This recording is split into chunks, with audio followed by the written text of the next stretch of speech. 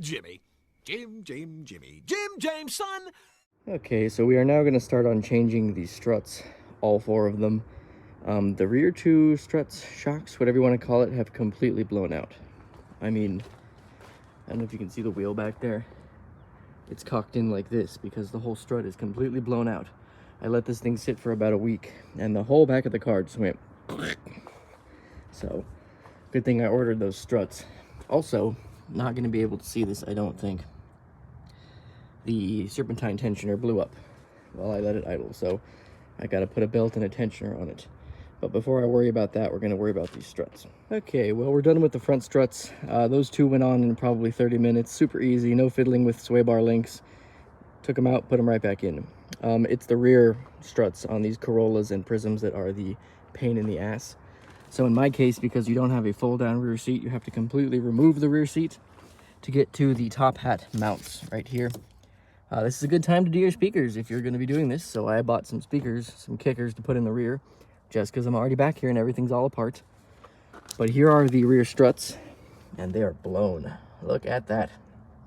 100% blown. What blew me away is this thing has rear sway bar links. It should not have rear sway bar links, but for some reason it does. This is not an LSI, it is a base model.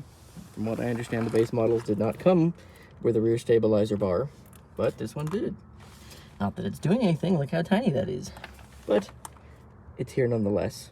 Drum brakes, my favorites. So it looks like we're gonna have to unbolt this, unbolt the stabilizer bar. Again, in and of itself, this is not a problem.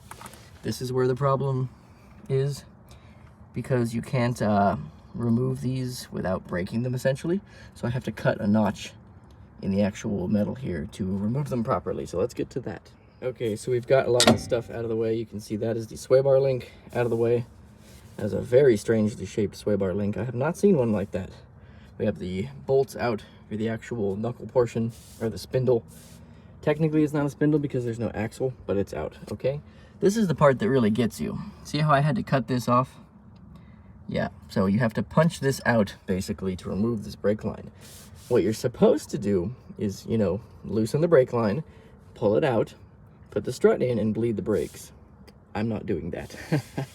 Yeah, not happening. Even though this car doesn't have ABS, I don't have another person with me, and one-man brake bleeding. I almost said breeding Blakes again. Gotta breed those Blakes. Not happening. So what I do with the new one is I notch it just gently right there, bend it out of the way, and then when I go to put it in, I use the special C-clamp, right?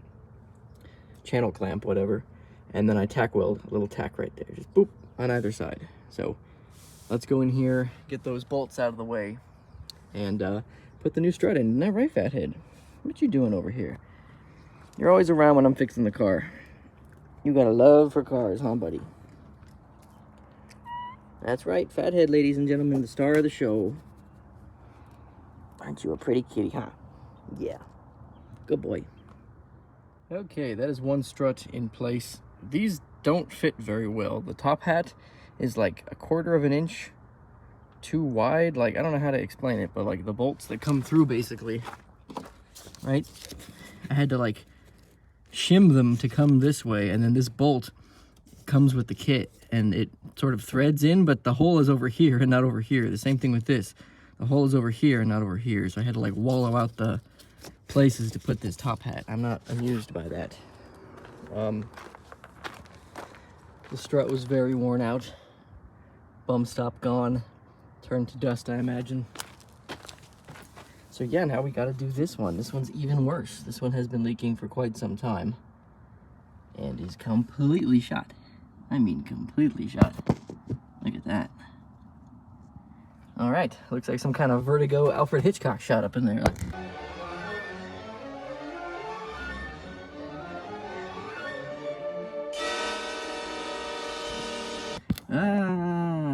Anyway, let's replace the final shock. So we're on the last strut, and of course, you know, lately Rock Auto has been very bad. I mean, very bad with parts. And I'm not surprised. So the other strut bolted up together, everything was fine. I went to go put everything back together here, and do you see the problem? Because I sure see the problem. Brake line on this side, brake line on this side, sway bar link on this side, Sway bar link on this side. They sent me 2 driver's side rear struts. I ordered a kit. A kit contains all 4, not 2 of the same. This is fucking ridiculous. It's ridiculous. It's obvious what's being done out here. It's on a nightly basis. I hope the world can see now what's really going on. This is a massive waste of my freaking time is what this is. So thanks a lot, Rock Auto.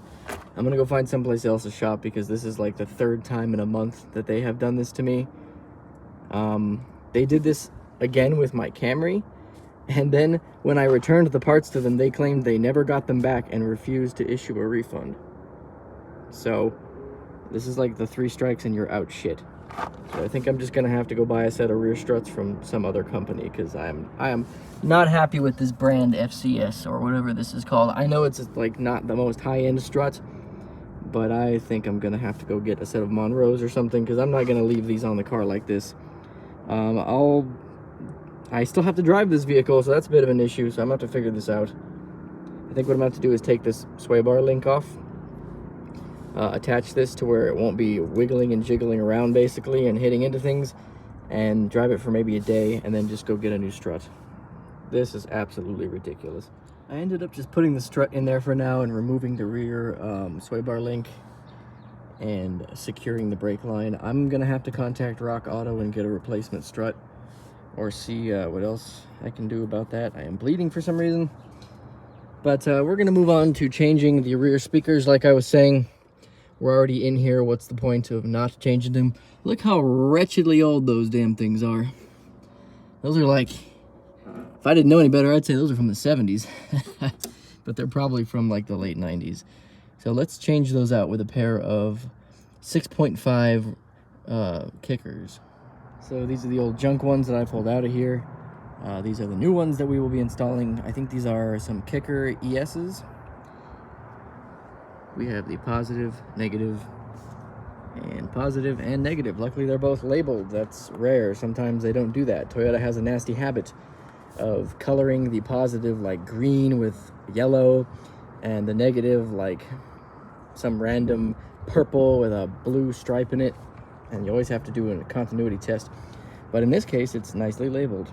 So luckily, Toyota did not provide the stereo system for the Prizm.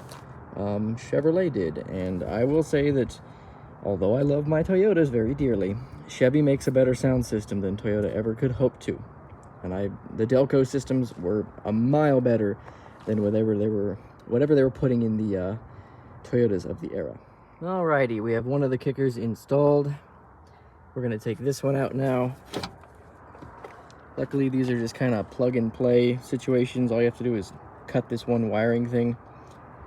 But yeah, these are toasted. Look how crunchy that is. Gross.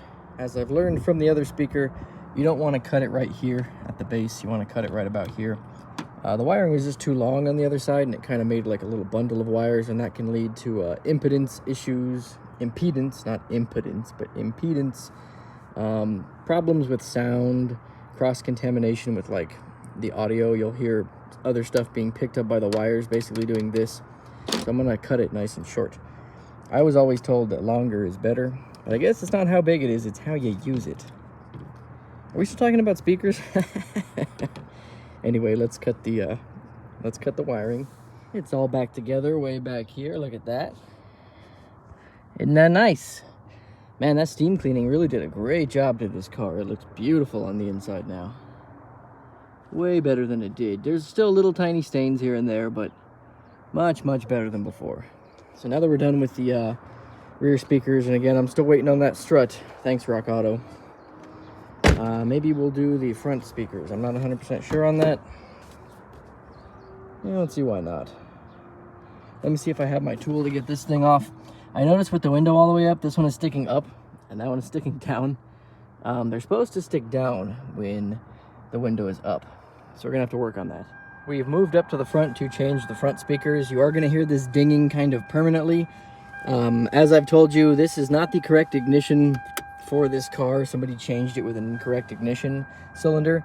So a friend of mine who happens to be a mobile, like immobilizer tech and does those little pins inside of the cylinders for the keys. I forget what they're called, barrels or whatever, ignition barrels. He's going to come by and rekey the ignition to match the doors and replace this awful bing bong buzzing noise. Another thing that sucks about these is once you get all this crap off, I believe, and I've ordered it just in case, some of these Toyotas you have to get an adapter for.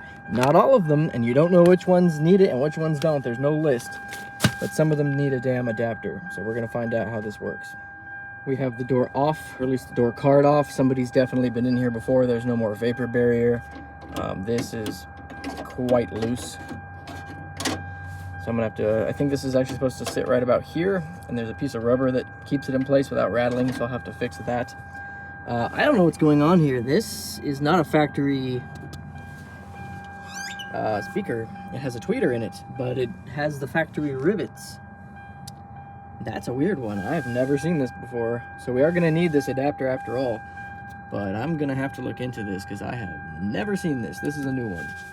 I was able to drill the rivets out and get this factory. I have never seen this. This is like a factory speaker with a tweeter in it. That's somebody sprung for the upgraded stereo system in this car, despite it being the base of the base, like the ace of bass. But anyway, I don't understand that. Strange decisions. I'm going to lubricate the window tracks and the window regulator while I'm already in here. I think this thing's gonna need a new regulator at some point. She seems a little crunchy, but that's all right. We're gonna do what we can for now. Well, we're back with more shenanigans. I bought this adapter plate specifically for this vehicle, 2000 Chevrolet Prizm, and these adapters that they sent me do not work. They're not even close to the right connector shape. Let's see if I can show you what I mean. Yeah, not even close. So I've just readapted the original wiring to fit with this.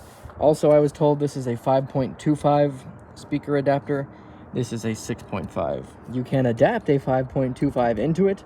I would have preferred to put a 6.5, but whatever. So yeah, were they able to be adapted to fit? Yes. Is this the single worst adapter kit that has ever existed? The Scorpion Toy 5 whatever? Absolutely. No bolts. I had to find these in my shed. Didn't specify a size that I can tell on here. I guess maybe they do, but that's not what I ordered. I did not order 6 to 6.75. That is not what I ordered. The adapter wiring harness did not fit. I had to readapt the OEM harness. Just a real shit show on this one. Not happy with that. All right, we are done with the driver's side speaker install. What a nightmare it was. We're gonna move, is that mauve a color? I don't know. I'll look it up and put it right here. We're gonna move on to taking this door apart. Luckily, there was enough clearance to put the door panel back on. I was afraid that it just wasn't gonna work at all, and it was gonna be a complete waste of my time. Luckily, that didn't happen. Luckily, there's no more ding, ding, ding happening because the passenger side door doesn't matter. It's only the driver's side that does the ding, ding, ding. Anyway, yeah, let's get to taking this door apart. The sun is setting. It's probably about 4 o'clock right now.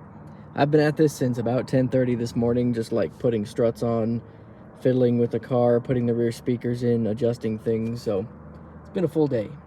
This door does not look like it has ever been monkeyed with. It still has the vapor barrier, the sound deadening material, the freaky OEM thingamajig.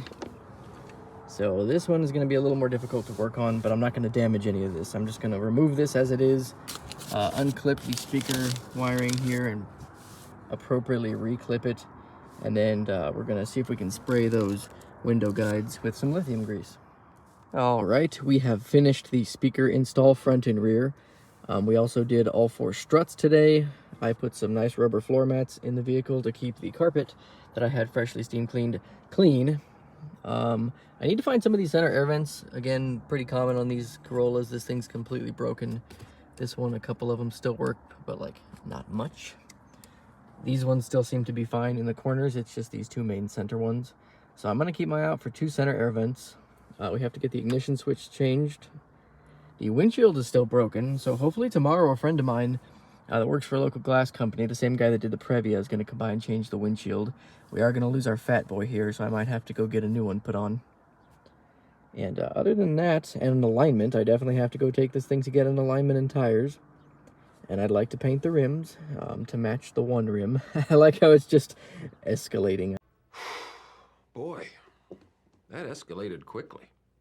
I'd like to do this and this and this and this. Yeah, so we have quite a bit more to do. I don't think that's the end of this video. I'm sure there's more to go. You can see I've even put those nice rubber floor mats back here to protect the rear floor, even though nobody will ever sit back there. I also just noticed that crank is black for some reason. It's like the token crank. They're all tan colored except that one. How strange. I wonder why. Also, this does not quite match that, but it works. I also noticed that this is broken, so it has a habit of sort of rattling. So we have a lot more to do. Let's go a couple of days into the future and see what I'm working on. My friend just came by and changed the windshield for me. It looks very nicely done. The gaps are beautiful. All of the trim is on the way it should be. It's even got one of those black like transitions, which I really like. The other one just had like a piece of purple tint across the top, so it looks beautiful. Also, I'm sure you can see, but the car has been tinted. I had it limo tinted in the rear and then legally in the front. You can see that it's a lot lighter in the front than the rears. That's the law. But it came out really nice, and they charged me about $120, a little more than I usually pay. But they did an absolutely fantastic job, and it really makes the car cooler in there.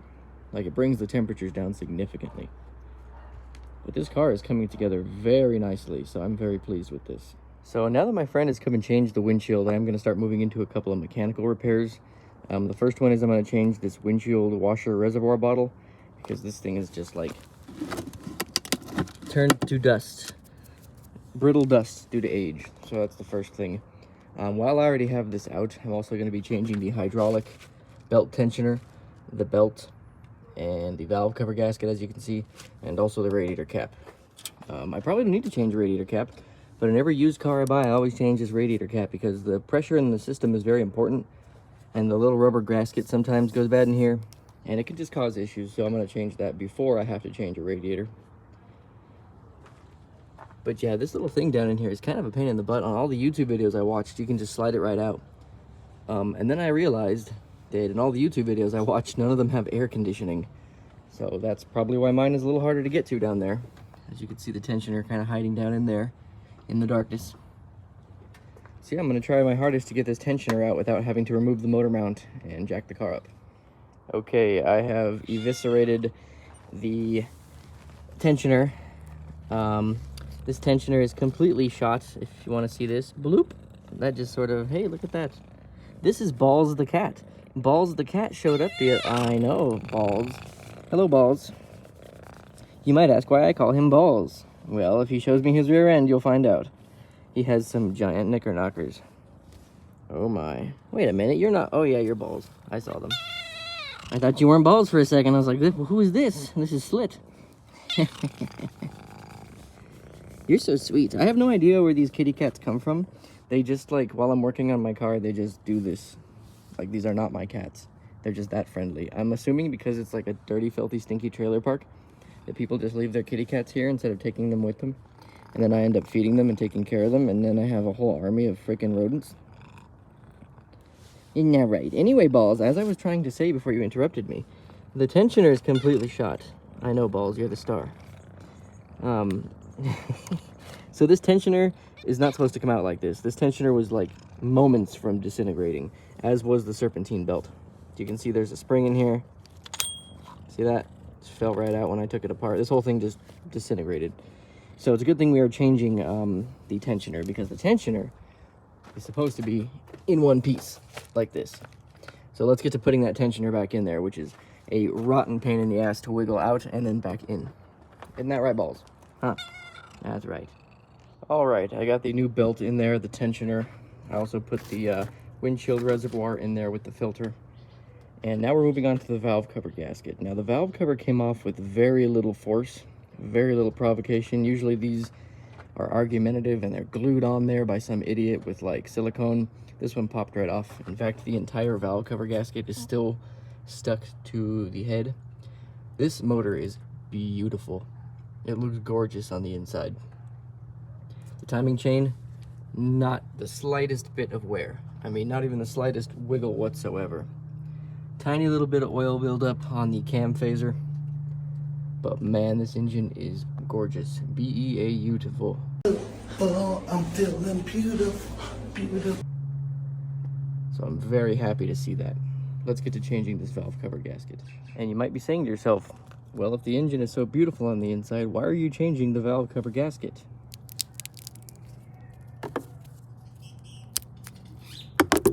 That's why. Completely brittle. So let's go change that gasket. So another thing I gotta do real quick is change this power steering hose. The weather is looking kind of nasty, so I gotta get this hose off as quickly as possible.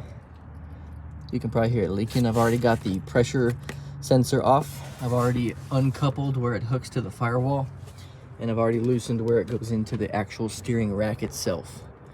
I don't know if you can see that, but that right there is where it goes into the steering rack. In fact, I bet you it's already probably leaking power steering fluid all over the ground. Yes, it is. So I need to hurry along with this. Okay, I had to do that super quickly. The fluid was just pouring out, and the angles at which you have to get everything have to be like perfect on these stupid lines, and you can't lose the little O-rings. So we've got the new line down in there, if you can see it. I do not see any leaks. Again, this is an iPhone, so trying to focus while recording, almost impossible. And these sleeves keep getting caught on every damn thing that ever existed. The other end of that line goes right there. As you can see, I brake cleaned everything to make sure there's no leaks. And the pump is not whining or anything, and there's no frothing of the fluid. So that's good. I think we have the line all patched up. The next thing I need to do is check these two VSV valves and the charcoal canister, because we have a check engine light on. As you can see here, check engine P0446, which is a venting valve issue, an issue with the venting valve on the charcoal canister or on the evap system of some kind. We also had to change the cat, not you. Let's see if I can get you up in there. Right there, a new catalytic converter, because once we put in that oxygen sensor at work, P0420, bad catalytic converter. So there's a new oxygen sensor down in there, new power steering line. So the next thing I have to do is get to seeing if I can find one of those VSV switching solenoids for this. I might head to the junkyard for that, just as like an attempt, you know. The whole charcoal canister, which is usually the issue on these, is only $14 at the junkyard, and from GM they want $225 or $230. So I think that we would be probably better off just winging it first and seeing if the charcoal one from the junkyard works, and if it doesn't, then we'll go get the OEM one. But let's head off to the junkyard. Another thing that I wanted to get done real quick is I need to change the oil. I've not changed the oil since purchasing, fixing, and doing everything else to the car, and I've probably driven it 300 or 400 miles. I did get some Mobil 1 5-weight 30 high mileage and an OEM Toyota filter, because it is a Toyota engine. So I'm going to crawl up underneath there. I'm going to go get a jack stand real quick and change the oil just to see how it looks. I'm sure it looks fine. I did mention earlier that we had the power steering line replaced, and the car was treated to a set of new tires and an alignment last week, along with those struts. So now it rides perfectly smooth. I need to find all 4 hubcaps. I believe I have found them. I'm gonna see if I can get them in the next week or so, because I lost one of the other ones coming home the other day, one of these cheap, crappy AutoZone hubcaps. I'm sure the ones that I'm gonna find aren't gonna be in the best condition, because it's pretty hard, hey fathead, to find these original hubcaps, especially for this particular year of Prizm, so we'll probably have to clean them up a bit. But I believe I have found all 4. Isn't that right, Mr. Fathead? Yeah.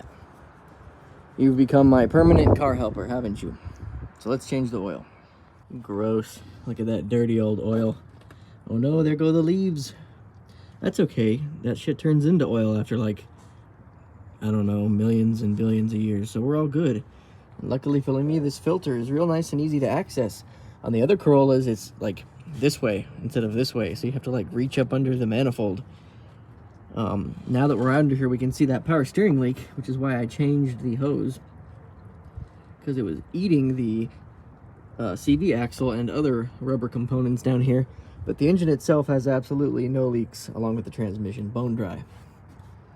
This, ooh, now that's some chocolate. So let me go get that filter adapter. What's good about this oil is, even though it is disgustingly filthy and nearly turned back into a Stegosaurus, it is a 7-quart drain pan, and the level right now is at 4.5 quarts. That means this vehicle does not burn a drop of oil. And anyone who knows anything about this generation of Corolla know that these are heinous oil burners if you don't change the oil. So at the very least, somebody has taken care to change the oil on this vehicle. Otherwise, the engine underneath the valve cover wouldn't have looked so clean. And we would probably be down to about 2 quarts. Because these things, when they consume oil, they fucking consume oil. We're talking a quart every 200 or 300 miles. And I know that they did not change this oil for at least 3,000 miles, so fantastic. So after checking the vacuum switching valve and the purge valve in the engine bay, I've determined that both of them are functional and, you know, working the way they should be. So I have this replacement one here. This is a used one, but it has been tested good. This is the VSV, which is number 2, located on the charcoal canister. So if we come up here underneath the car, I'm gonna try to get you up underneath here with me. Right there, you can see that little piece right there. That is the VSV, the vacuum switching valve for the charcoal canister. The charcoal canister is wedged up under the rear subframe, behind the spare tire wheel well, and locked in with the muffler, which is an original muffler, surprisingly. So, basically I've got to take this smog pump off and see if I can get to the VSV underneath that. After seeing that this charcoal canister has a smog pump, which I was not expecting, I am going to change the VSV just because I'm already down here, and we're going to see if that works. But I'm pretty sure we're going to end up needing an entire charcoal canister just because of this smog pump. These are the fault a lot of the times. These smog pumps get clogged up. I don't really want to take out the whole canister unless I'm going to replace it, because it's kind of a pain in the bum to get out. You have to sort of wiggle it through here. So yeah, looks like we got some work ahead of us. Okay, I've gotten everything enough out of the way to be able to get to the vacuum switching valve, which they've nicely put a screw on top of, so you have to take the whole charcoal canister out just to get it off. So we're not going to do that. I have the replacement one right here. What we're going to do is just sort of plug it in where it belongs and leave it dangling. If that clears the check engine light and we don't have that problem any further, then I will come back in here, take the charcoal canister out, and do it the correct way. But I just want to see if this is even the fix for it. If not, we're going to have to change the whole canister. Now, something I do notice is this hose here that I pulled off that goes to nothing. Look how cracked that is. That is quite... It's also got a T. So, wow, that's... I think either way we're going to probably end up having to change the charcoal canister. But, you know me, I sort of have to cheap out on everything first. And then we can try. Gotta do it the hard way before we can do it the easy way. So let's try to put this VSV back up in there. I went to go put my phone down, and who is here? Oh, it's Fathead. The star of the show. Ain't that right, Fathead? Yes. Oh, you are relaxing, aren't you? I guess you're my new mechanical kitty. So now we're in the not often seen yard section of my property. This is where my dog plays, and I store all my junk in this giant shed. But today we are cleaning some hubcaps, or I should say refinishing some hubcaps. I bought these online from a seller for $48. That's right, that's how much these hubcaps cost. So two hubcaps for $48. And the picture in the listing did not show that it was cracked. It did not show that all the paint was chipped off. I don't even think these are the hubcaps that were listed, but you know, it is what it is. You get what you get when you buy on eBay.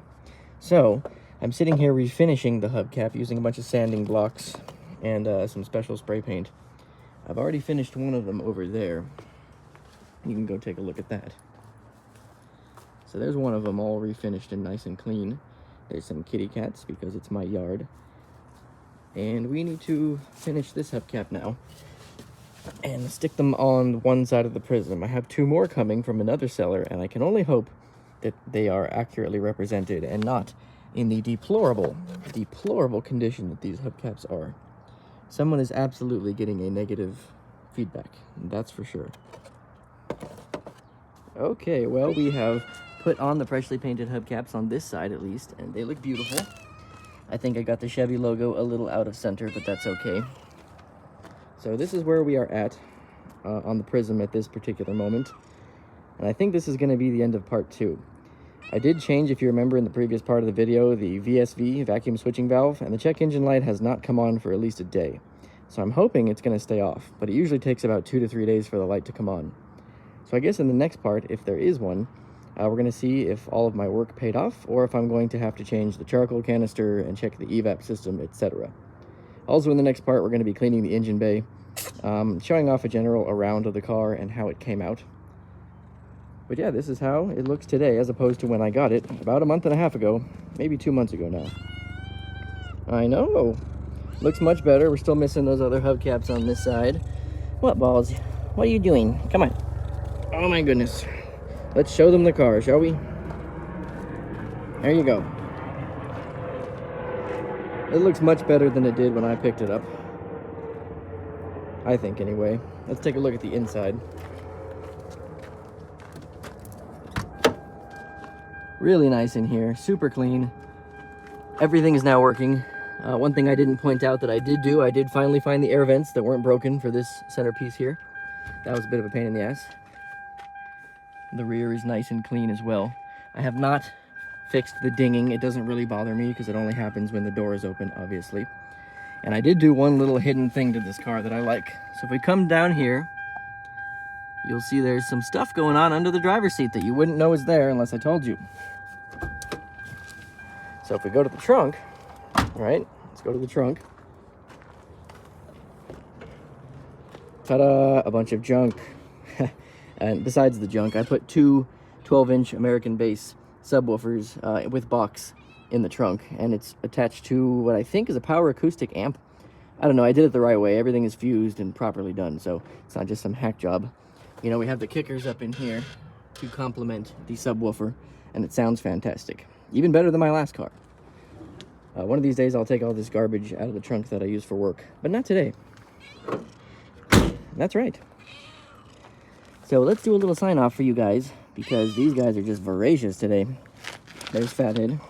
This is Balls, as you know. But I'll let them do the sign off, and I guess I will see you guys in the next episode, won't I? Well, I think that's going to do it for this episode. I appreciate you guys watching, as always, and I will see you in the next one. So, take care, and say hi to the kitties. Bye. Huh. Yeah, you guys are the real stars here. I don't think anyone watches this crap for me. Say bye.